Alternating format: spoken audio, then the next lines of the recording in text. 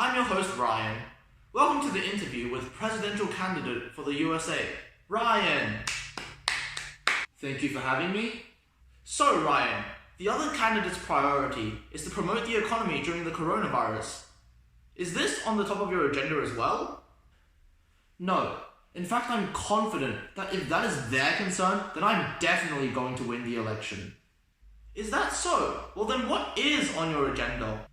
I plan to implement the Socratic Method into all schools. Wow, that's quite unexpected. Let me ask you this. What does it mean to be human? Kind of putting me on the spot right now. I'm not too sure. I think I might be going through an existential crisis right now, to be honest. I had my first one when I was 14.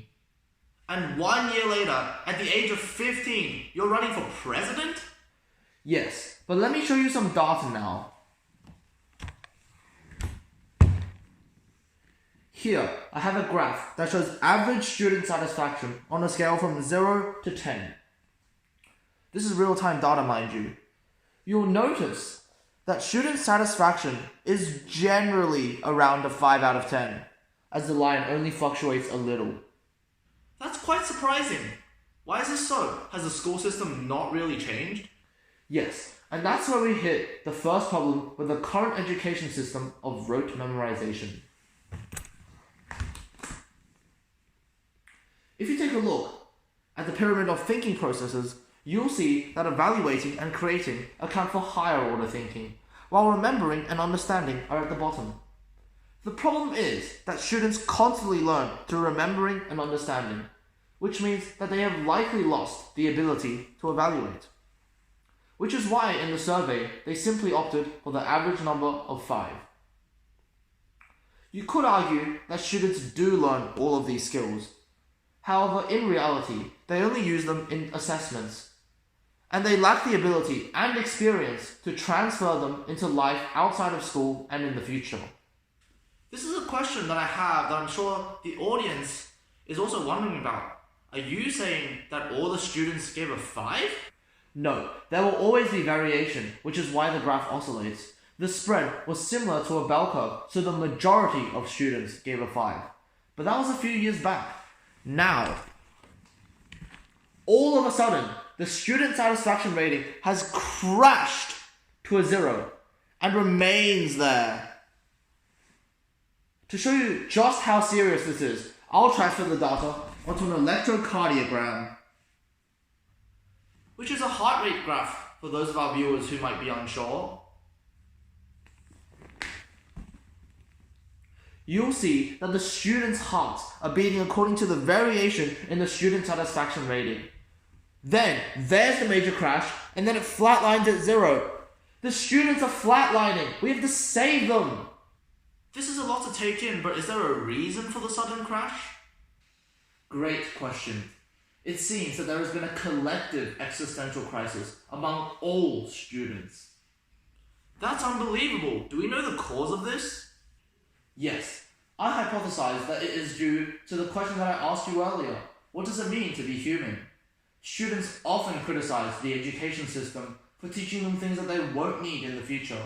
However, there seems to have been a mass epiphany among them as they question their existence amidst the rapid development of technology. What is so special about humans when computers can do things much faster and more accurately? Wow, that is deep. I'm guessing, Ryan, that you believe the implementation of the Socratic Method into the education system will solve this issue. Precisely. Learning through the Socratic Method will teach current and future generations skills such as critical thinking, effective communication, and creativity. These skills are some of the most sought after in the 21st century workplace. These skills are what separate humans from machines. Very insightful indeed. On that note, what about artificial intelligence? Today, technology plays such a large role in people's lives that people often forget about its harms, such as invasion of privacy or reducing the need for real human interaction.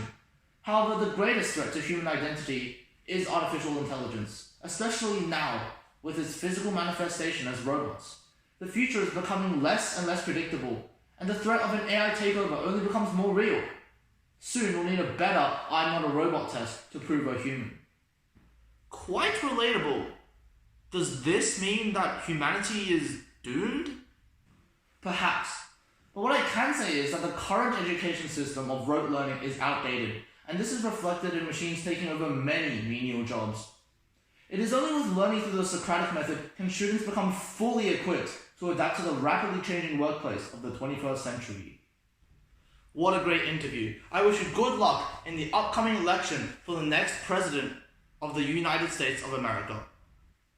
For the United States of America, I'm running for the president of the United Schools Association.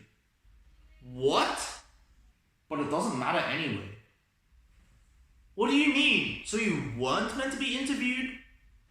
Don't you see it yet? Why we're so similar? We have the same name and we even dress the same. You still don't get it? I'm you and you're me.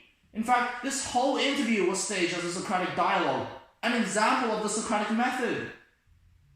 This can't be true. You must be lying! Really? Look again.